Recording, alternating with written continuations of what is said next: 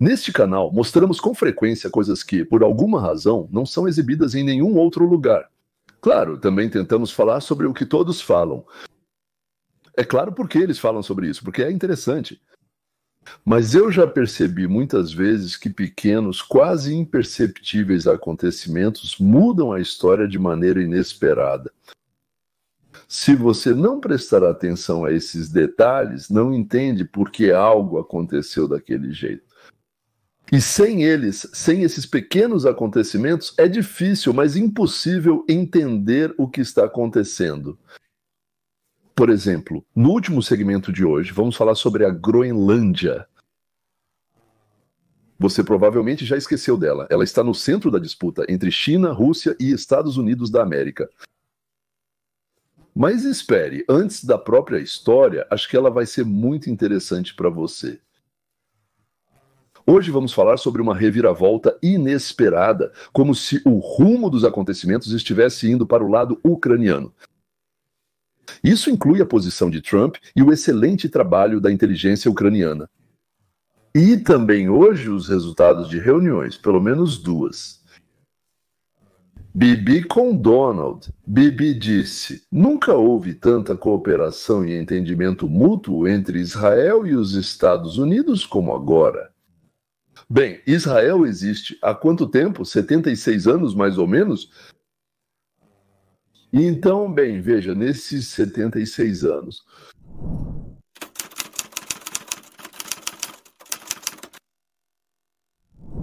Vamos começar com a frase-chave de Trump sobre a Rússia. Isso foi dito hoje.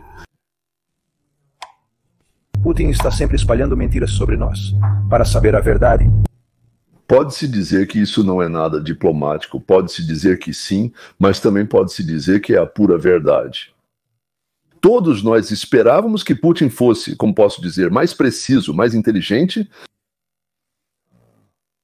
Nós sabíamos que ele era um assassino, ladrão, fascista, canalha, mas de certa forma esperávamos que ele fosse mais inteligente.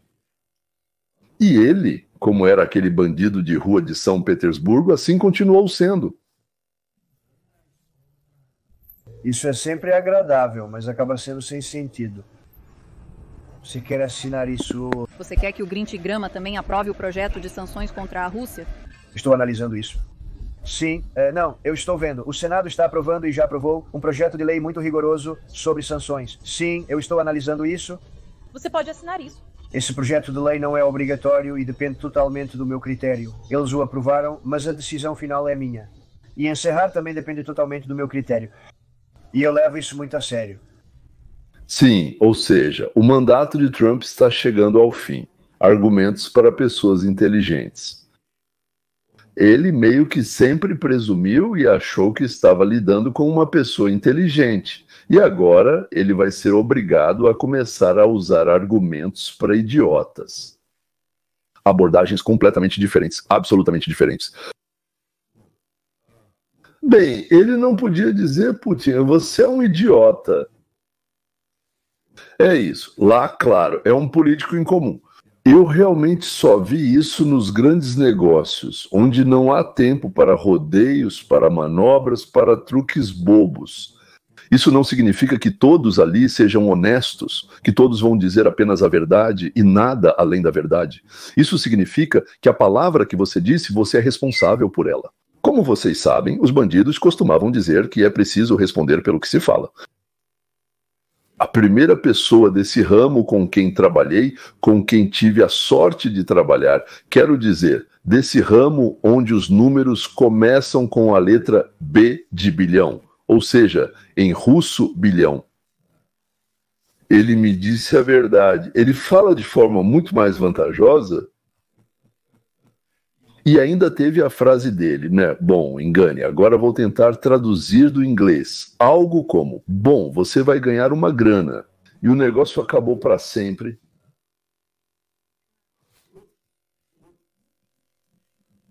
Assim como agora, com Steve, com esse mesmo bilionário, em algum lugar em 91, talvez em 92, assinamos um contrato com a Universidade Estadual de Leningrado, que a Universidade Estadual de Leningrado agora é a Universidade de São Petersburgo.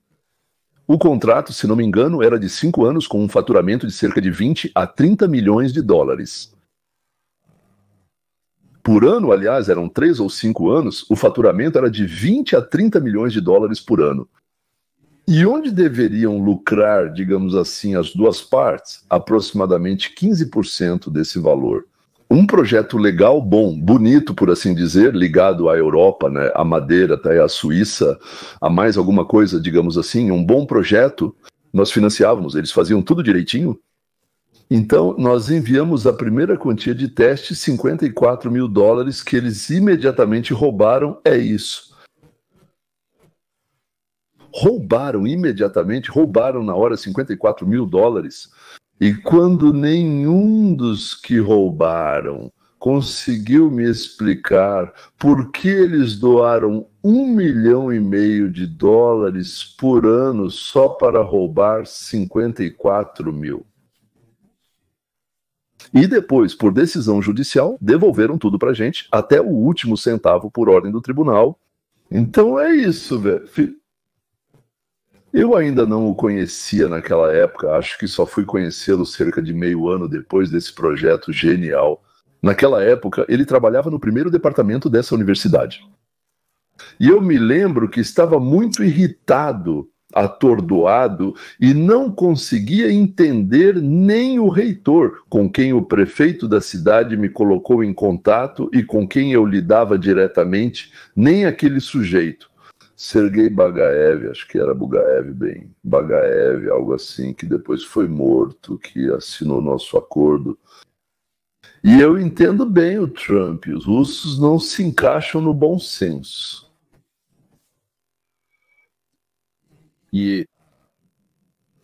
Aliás, Trump, pelo que ele diz, está igualmente surpreso tanto com as mentiras dos russos quanto com o ódio dos ucranianos por ele. Bem, eu simplesmente discutem e estou muito insatisfeito com eles. Não há nenhum motivo para isso. Isso acabou sendo mais difícil, mas é simplesmente mais difícil. E só. Vou dizer que os ucranianos foram corajosos, mas nós demos a eles o melhor equipamento já criado. Nós demos a eles lançadores anti-tanque que destroem tanques. Quer dizer, você simplesmente aponta para o tanque e o tanque desaparece. Nós demos a eles os mísseis mais novos e melhores. Eles conseguiram derrubar muitas coisas que normalmente teriam destruído. Sabe, provavelmente teria sido uma guerra muito rápida. Teria sido uma guerra que duraria 3 ou 4 dias. Mas eles tinham a vantagem de um equipamento incrível. E a Europa deu isso a eles. Nós demos muito mais, porque o Biden não deveria ter feito isso. Ele deveria ter equilibrado isso. Deveríamos ter dado a eles igual ou menos do que a Europa. Isso é mais relevante para a Europa do que para nós. Mas nós colocamos lá mais de 300 bilhões de dólares, a Europa colocou lá mais de 100 bilhões de dólares, mas mesmo assim a Europa deu muito. E eu vou dizer, os ucranianos deram esse dinheiro e mostraram coragem. Porque quem aqui deveria operar as armas? Eles não teriam coragem para isso, então eles lutaram com muita bravura. Mas nós demos a eles o melhor equipamento do mundo. Nós produzimos o melhor equipamento militar, e isso é um fato. Não há ninguém por perto. Equipamentos de outros países nem se comparam. Todos querem comprar nosso equipamento e nós vamos intensificar o trabalho dos contratados que o produzem. Eles são geniais, mas fazem isso devagar. Precisamos pressionar o PID deles e dar a oportunidade para conseguirem isso mais rápido. Infelizmente temos que fazer isso, mas se você olhar para nossos Patriots, nossos Tomahawks, bem, se falarmos dos nossos tanques, você não iria querer estar no comando de um desses tanques.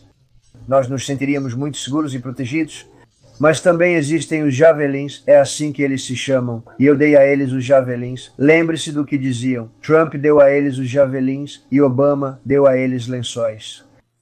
Preste atenção, Trump não consegue entender por que a Ucrânia sente tanto ódio por ele. Afinal, sem a ajuda dele, a Rússia teria tomado a Ucrânia em 4 ou 5 dias como planejava. Os ucranianos são heróis. Mas além de cobertores, Biden e Obama não deram nada à Ucrânia, enquanto Trump deu javelins e outros tipos de armas. E os russos são educados e mentem o tempo todo, diz Trump. Os ucranianos não reconhecem nenhuma ajuda e estão sempre ressentidos. Nem eu com a universidade, nem Trump com ambos os países. Ninguém conseguia entendê-los. Ou Deus tirou a razão deles, ou eles mesmos. A principal característica deles, no canto oriental do continente europeu, é a mentira incessante e descarada, e o ódio. E principalmente contra todos sobre quem eles mentem.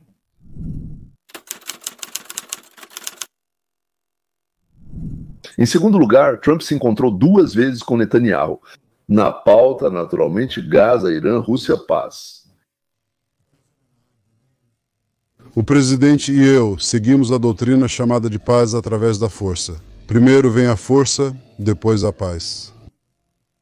Nossas ações decisivas, a decisão firme do presidente Trump de agir conosco contra aqueles que buscam destruir Israel e ameaçam a paz em todo o mundo, trouxeram mudanças impressionantes no Oriente Médio. Os excepcionais pilotos americanos do B-2 demonstraram impressionante perseverança, determinação e força. Os soldados de Israel lutaram como leões, nossos pilotos atacaram como relâmpagos e nossa aliança conjunta trovejou como um trovão. E isso traz grandes mudanças para a nossa região. Existem oportunidades para a paz que pretendemos concretizar. Estamos trabalhando nisso juntos. Ainda precisamos concluir o trabalho em Gaza, libertar todos os nossos reféns, eliminar e destruir as capacidades militares e administrativas da União das Repúblicas Socialistas Soviéticas, porque Gaza deve ter um futuro diferente por nós, por todos. E nenhum país aceitaria menos do que isso. Nós com certeza não aceitaremos. A tarefa de hoje está definida: destruir completamente o Hamas e trazer de volta todos os reféns que essas feras mantêm nos subterrâneos, torturam e maltratam.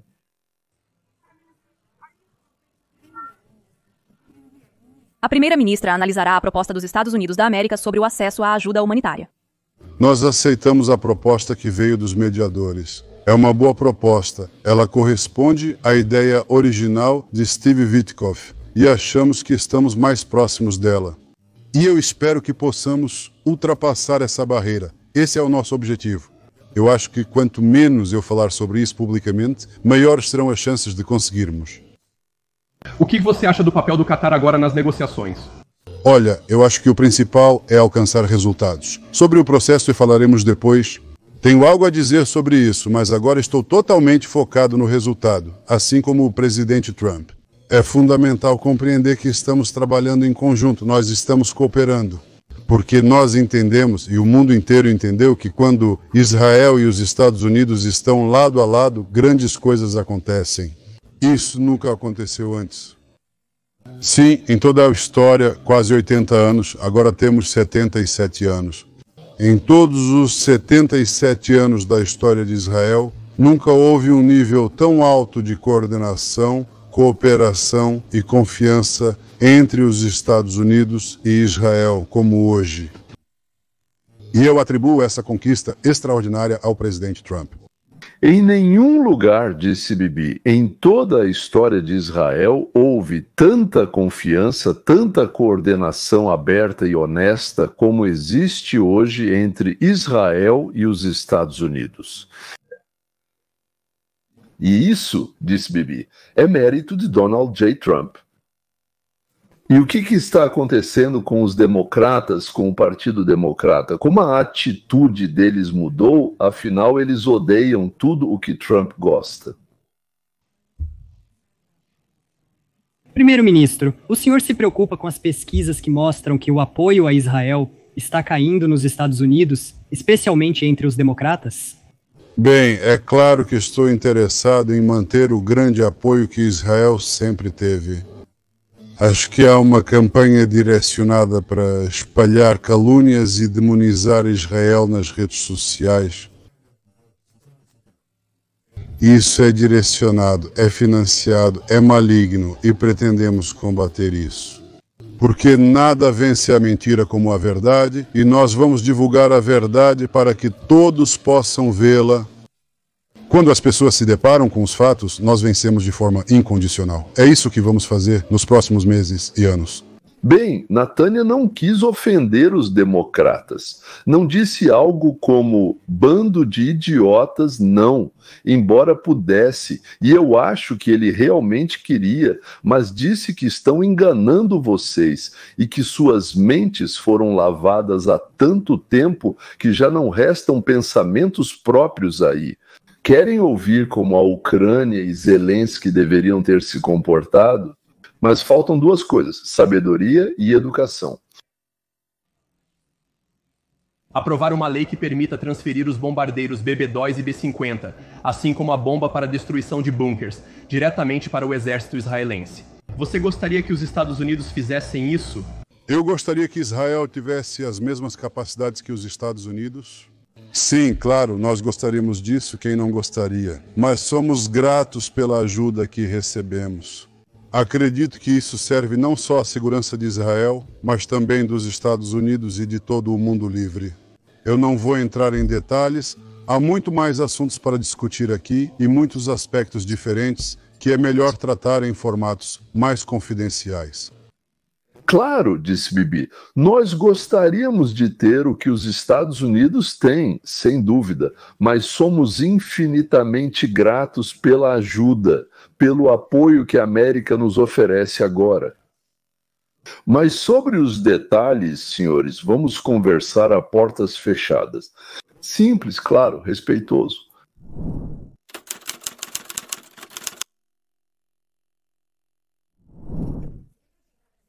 Interessante, Kevin. Ontem, o presidente anunciou planos de enviar novas armas defensivas para a Ucrânia. E na mesma reunião do gabinete, sobre a qual a Kristen acabou de falar, ele expressou seu descontentamento com o presidente da Rússia, Vladimir Putin. Putin novamente parece se afastar de suas principais opiniões sobre muitos assuntos. E ao sair de lá, onde ele realmente esteve nos últimos 10 anos, quando você pensa sobre o relacionamento de Trump com Vladimir Putin, esse é um dos relacionamentos mais fascinantes do mundo. E por muito tempo, Trump adotou uma postura conciliadora em relação ao líder russo. Isso está mudando muito rápido. E você pode ouvir como o presidente Trump fica cada vez mais irritado com Putin, já que ele rejeita suas tentativas de acabar com a guerra na Ucrânia. E também à medida que ele intensifica seus ataques contra a Ucrânia, ele também está concentrando tropas no norte desse país, de fato, por assim dizer, desafiando as tentativas de Trump de alcançar a paz. As declarações de hoje foram as mais duras dele sobre Putin até agora. Ouça o que ele disse. Não estamos satisfeitos com Putin. Eu não estou satisfeito com Putin. Posso dizer isso para vocês agora mesmo. Porque ele está matando muitas pessoas. Muitos deles são seus soldados e os soldados deles. Atualmente, isso já chega a 7-0 por semana. E eu não estou satisfeito com Putin. Ele disse que vai aprovar essas novas sanções contra a Rússia, o que, ao meu ver, deixa em aberto a questão para onde ele vai direcionar essa raiva em relação ao Putin. Ele não diz que vai impor sanções. Ele fala sobre enviar novas armas defensivas para a Ucrânia, o que é importante porque, lembre-se, só na semana passada o governo anunciou que suspenderia o envio dessas armas enquanto avalia os estoques americanos. O presidente Trump, após conversar com Volodymyr Zelensky, líder da Ucrânia, na semana passada parecia disposto a ajudar a Ucrânia com sua defesa antiaérea.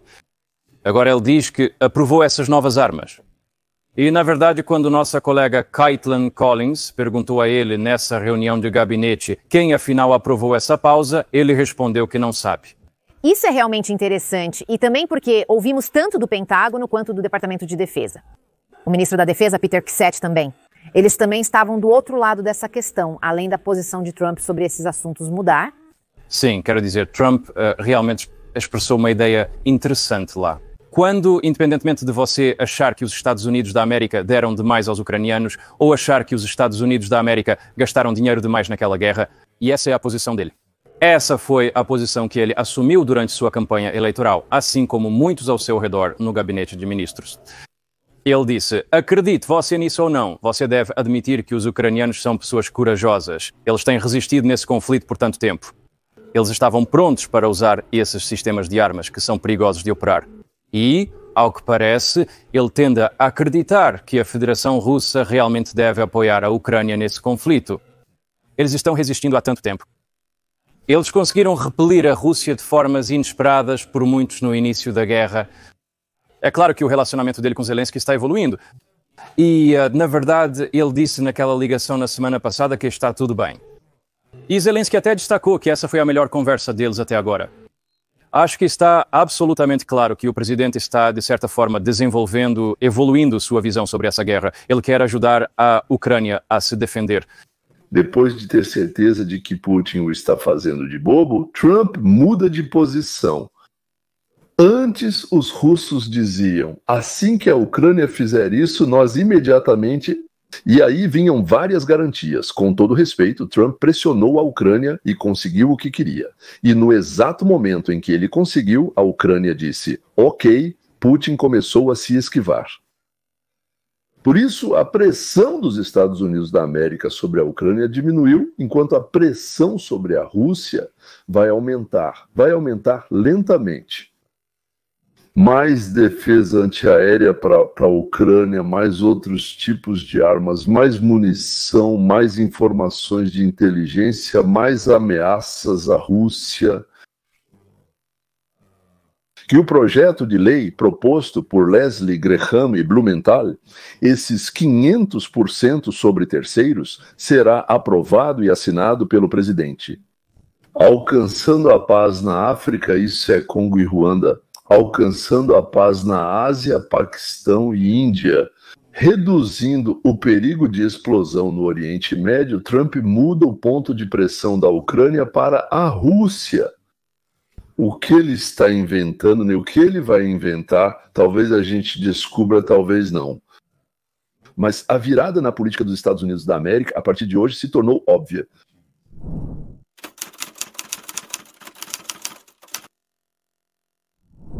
Eu mencionei recentemente que a Rússia está contornando as sanções com a ajuda de uma enorme frota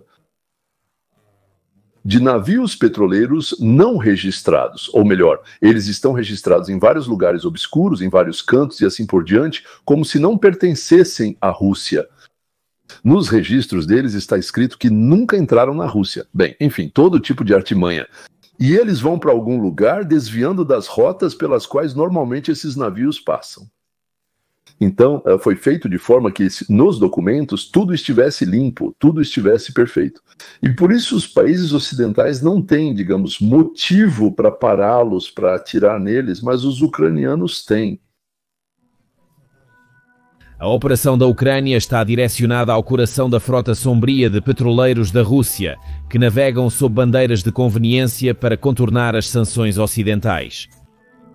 Esses navios são uma artéria vital para Moscou, transportando petróleo para financiar sua máquina de guerra, e a Ucrânia está atacando-os em todo o mundo.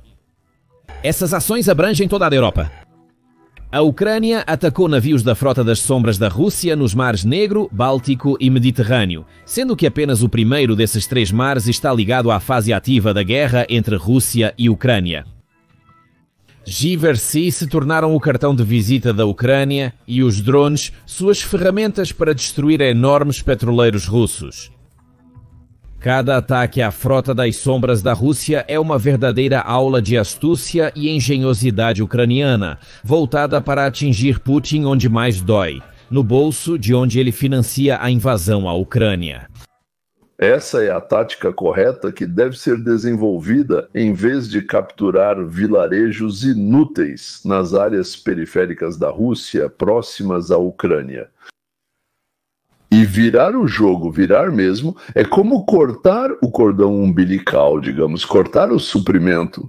Parar o fluxo de dinheiro para a Rússia é o que Trump faria. E Natália também. Isso está sendo feito da maneira certa. Graças à frota sombra em constante crescimento de navios não registrados e ilegais, a Rússia continua vendendo recursos e recebendo receitas para financiar a guerra de Putin. Agora, tudo isso pode chegar ao fim. A Ucrânia percebeu o perigo da frota sombra e está realizando ataques precisos que destroem os navios russos ilegais. E esses ataques à frota sombra acontecem com mais frequência do que muitos imaginam. Marca lista 5 casos. Começando com um petroleiro chamado que navegava sob a bandeira das Ilhas Gorchalov em 28 de janeiro. Esse petroleiro seguia pela costa do Mar Negro da Turquia. Foi exatamente então que ele foi atacado, embora a Ucrânia não tenha confirmado seu envolvimento no ataque. Acredita-se que foi um drone naval ucraniano que entregou uma poderosa carga explosiva, que abriu um buraco de quase 1 metro de largura no casco. Marca explica que o sistema de propulsão do petroleiro foi desativado e ele ficou à deriva na água. E foi assim que a Ucrânia enviou um sinal para Putin. A perda de um petroleiro não é um golpe sério para a Rússia. A Rússia pode suportar essa perda. O que preocupa muito mais Putin é que a Frota Sombria navega por rotas ocultas e supostamente secretas para evitar as sanções ocidentais. O ataque da Ucrânia mostrou a Putin que ela está monitorando as rotas usadas pela Rússia. E, o que não é menos importante, está pronta para projetar seu poder muito além da linha de frente da guerra na Ucrânia, a fim de impedir que a Rússia use sua Frota Sombria. O teatro de operações militares agora não é apenas a região da Ucrânia e da Rússia, mas o mundo inteiro. Bem, exceto pelos territórios dos atuais estados soberanos, porque o oceano, na verdade, está fora da zona de controle de estados individuais, fora da zona de posse ou, como eles chamam, águas territoriais, eles chamam de oceano. Quinto, o ataque de 28 de janeiro foi apenas o começo. Em 4 de fevereiro, a Ucrânia lançou um novo golpe. Desta vez, o alvo foi um navio chamado Grace Farem, navegando sob bandeira da Libéria. Esse navio chegou a Tobruk, na Líbia, que, segundo o Marquis, é o centro do comércio de petróleo russo para burlar as sanções. Acredita-se que a Ucrânia tenha usado um drone novamente, já que uma explosão poderosa destruiu o navio por dentro, danificando seu eixo propulsor e causando enormes prejuízos. Por causa disso, os proprietários do navio tiveram que gastar uma quantia significativa em uma operação de resgate.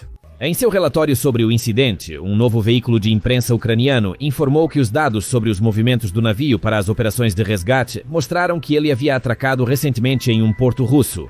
A Ucrânia sabia exatamente o que estava fazendo, tanto na escolha do alvo quanto no método. O naufrágio do navio Grace Farem não aconteceu. Isso nunca foi o objetivo da Ucrânia. Assim como no caso do Sea Charm, a Ucrânia atingiu o sistema de propulsão do navio para que ele ficasse imobilizado. Essa foi mais uma mensagem para Putin. A Ucrânia não pretendia agir de forma descuidada ao atacar a Frota Sombria. Cada ataque deveria ser preciso, cuidadosamente planejado e executado de maneira tão profissional que as acusações nunca pudessem ser direcionadas contra a Ucrânia. E mesmo que fosse esse o caso, Putin não teria motivos porque ele sabe que acusar a Ucrânia significaria revelar o uso ilegal dos navios que foram atingidos pela Ucrânia para contornar as sanções. Ou seja, a Rússia não pode recorrer ao Tribunal Internacional. Esse não é o suposto petróleo deles e nem os supostos navios deles. Além disso, a Ucrânia não está derramando petróleo para que possam reclamar que eles estão fazendo algo assim por lá. No oceano, sabe, quando acontece alguma coisa com um navio petroleiro, Deus me livre, começa a vazar uma quantidade enorme de petróleo dele. Não, eles aprenderam a acertar exatamente a casa de máquinas, destruindo o motor e o sistema de direção. A Ucrânia atacou novamente em 15 de fevereiro. A Ucrânia realizou um novo ataque em 15 de fevereiro. Desta vez o alvo foi um navio, navegando sob a bandeira de Malta e atracada nos portos italianos de Savona e Vado. A 24 noticiou esse incidente, observando que 2 explosões sacudiram o navio enquanto ele estava atracado e se preparava para a descarga. Novamente, a Ucrânia selecionou meticulosamente seu alvo. Embora o Seadivel navegasse sob bandeira maltesa, de acordo com o canal 24, ela estava na lista de navios ilegais que a Rússia usava para transportar petróleo para países da União Europeia ou União Europeia. A embarcação transportou carga russa pelo menos 3 vezes em 2024, em fevereiro, março e maio. A mesma fonte informa que a tripulação do navio ouviu 2 explosões altas, e uma investigação posterior mostrou que as deformações côncavas no casco da embarcação indicavam o uso de dispositivos explosivos. O resultado foi o mesmo que nas duas primeiras investidas. Sidwell foi desativada, mas não afundou. A Ucrânia realizou novamente uma verdadeira aula de camuflagem, que, segundo Farah, teria incluído o uso simultâneo de rastreamento em tempo real e agentes infiltrados para desativar a embarcação. Afinal, as explosões não aconteceram sozinhas. A Ucrânia teria que infiltrar secretamente um agente no navio para colocar bombas em locais onde o restante da tripulação jamais pensaria em procurar. Isso deu a Putin ainda mais motivos para a reflexão. Agora a Ucrânia estava mirando nos navios da frota sombria de Putin em águas europeias mais distantes.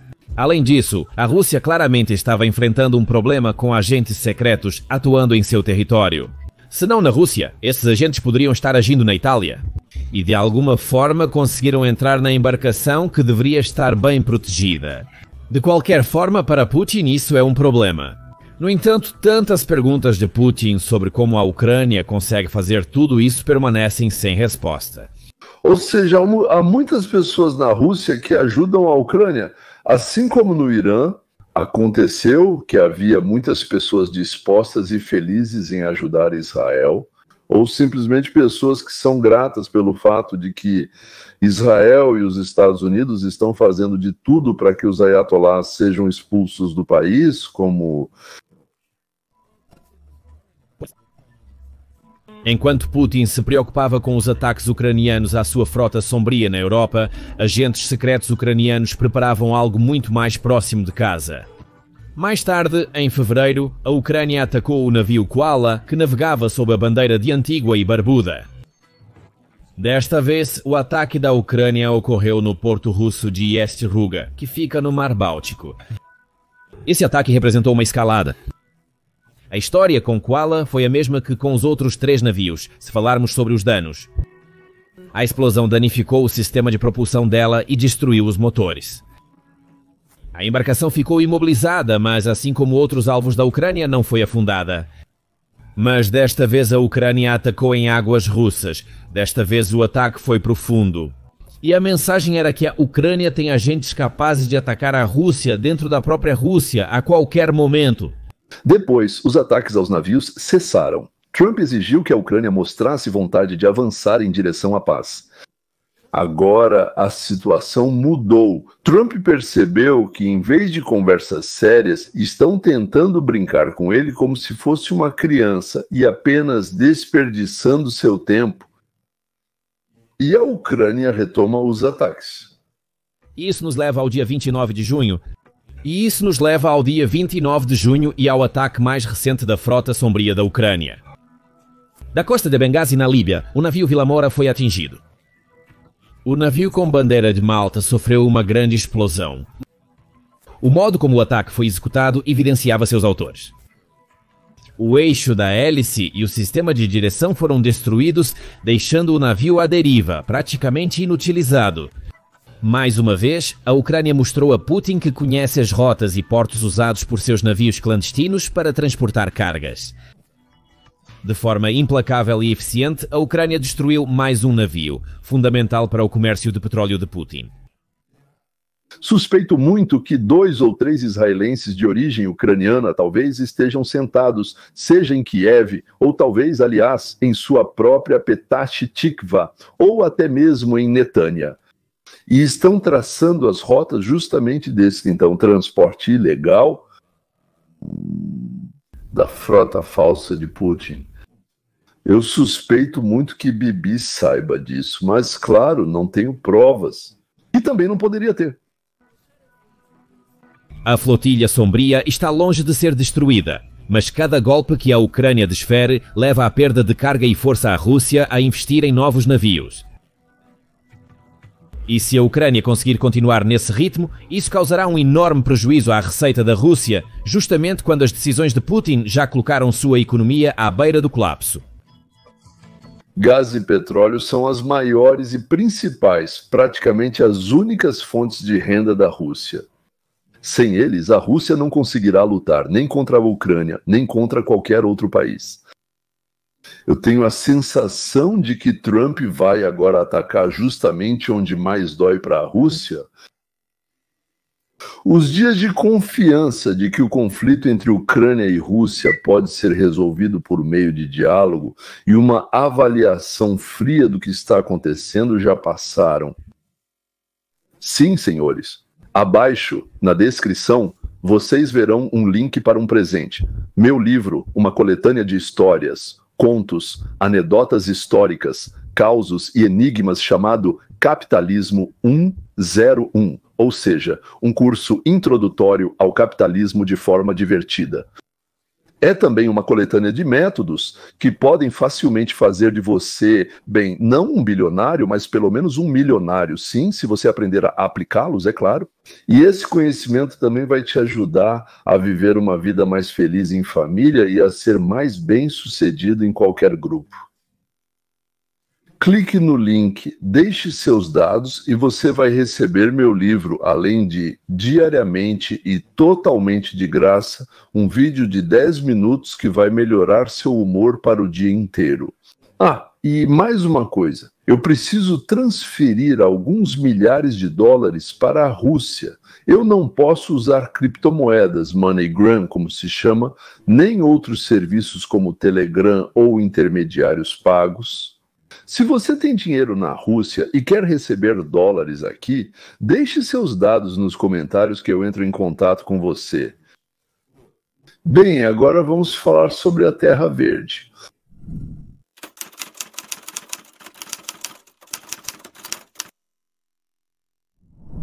Groenlândia. Enquanto o mundo inteiro discute como Trump quer comprar a Groenlândia da Dinamarca, a China silenciosamente tenta tomar essa ilha e ninguém fala sobre isso. Nos Estados Unidos, assim como na Dinamarca e na Groenlândia, há preocupação sobre uma possível infiltração chinesa no país. As palavras e ações da China levantam dúvidas sobre suas intenções. Em 2016, o governo da Groenlândia colocou à venda uma antiga base naval chamada Grundtvig. Fechada em 2014, os militares dinamarqueses não necessitavam mais dela. E então, apareceu uma empresa chamada que se interessou em comprar a base. Mas, de repente, naquele mesmo ano, a Dinamarca silenciosamente impediu essa empresa de comprar a base militar abandonada. Surpreendentemente, a Dinamarca não planejava reabrir Grundtviga e os oficiais já discutiam sua demolição. Então, por que a Dinamarca cancelou esse acordo? Porque ela entendia as consequências de transferir esse território para uma empresa originária da República Popular da China. O primeiro-ministro dinamarquês, Lars Løkke Rasmussen, interveio secretamente na situação, convencendo líderes políticos a retirar a base da venda. De repente, a Dinamarca apresentou novos motivos militares para manter a base. Ele declarou que os militares precisavam novamente dessa base. Mas será que isso era realmente verdade? Assim que a China demonstrou interesse, tudo mudou.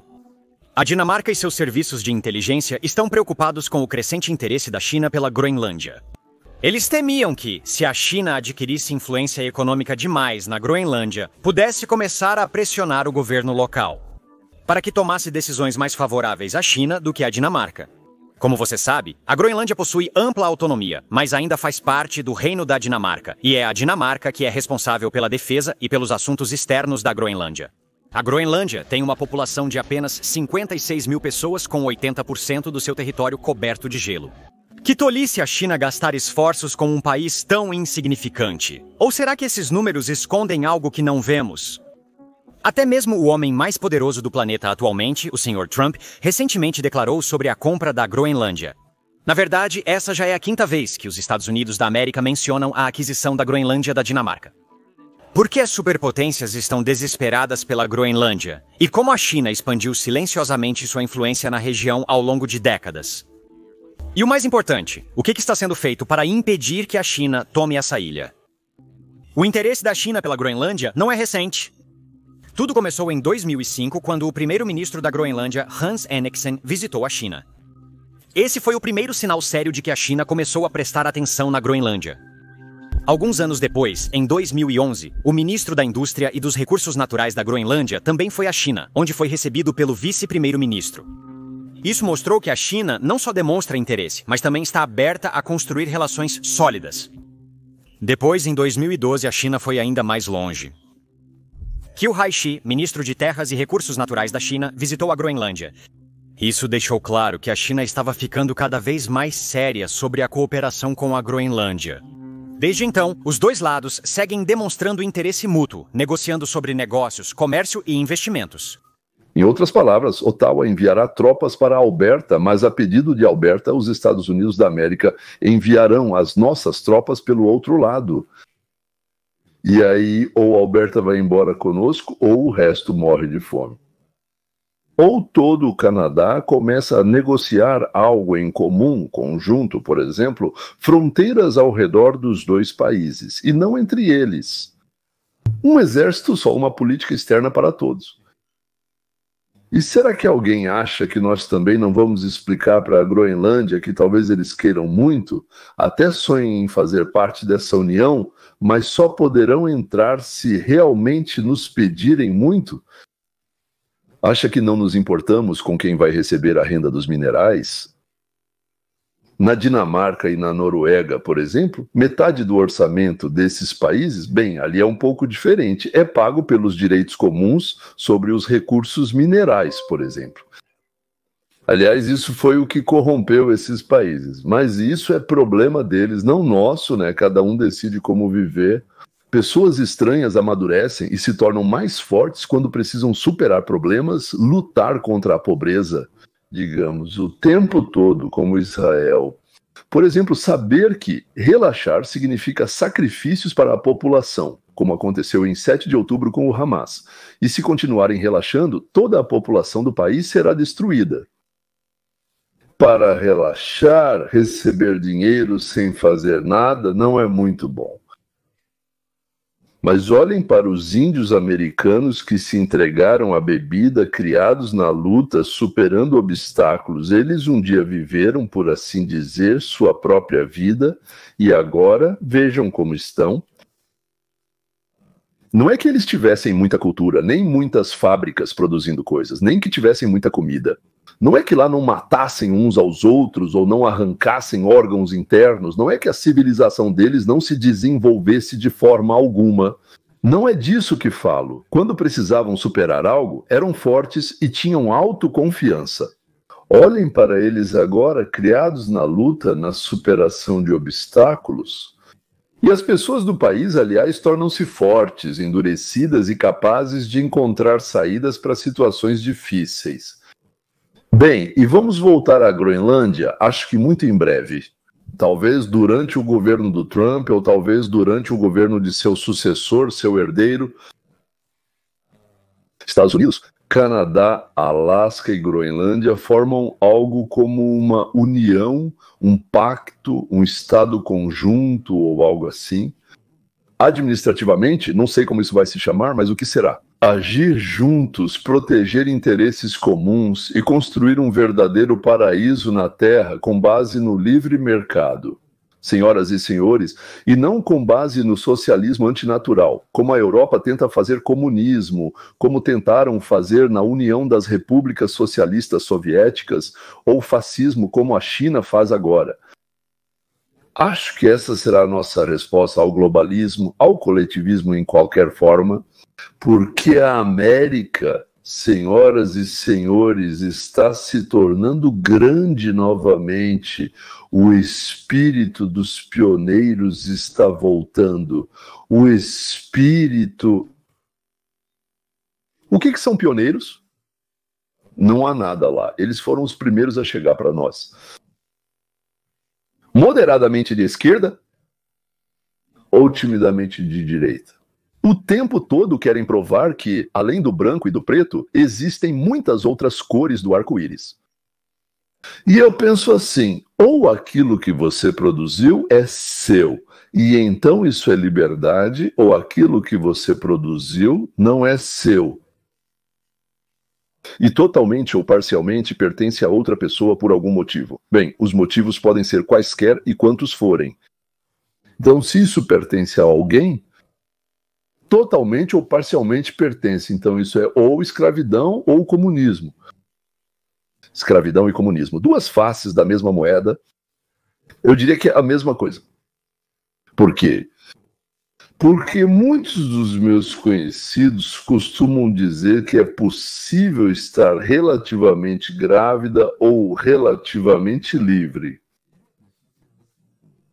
Sim, tiram uma parte do seu sem a sua permissão, mas no resto você é livre. Não, senhores, ou seja, ou você está grávida. Bem, normalmente são as mulheres. Na minha memória e na minha vida, sim. Ou não, ou está se desenvolvendo um feto dentro do seu corpo, ou não, ou você é livre, ou vocês são escravos de alguém.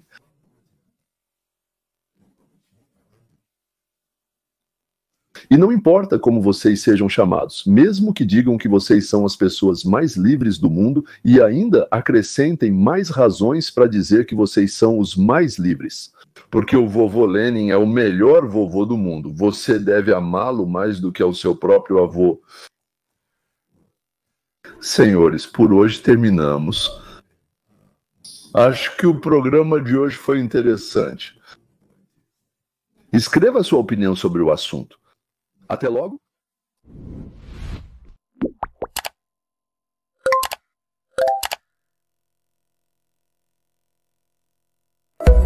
As legendas foram feitas por mim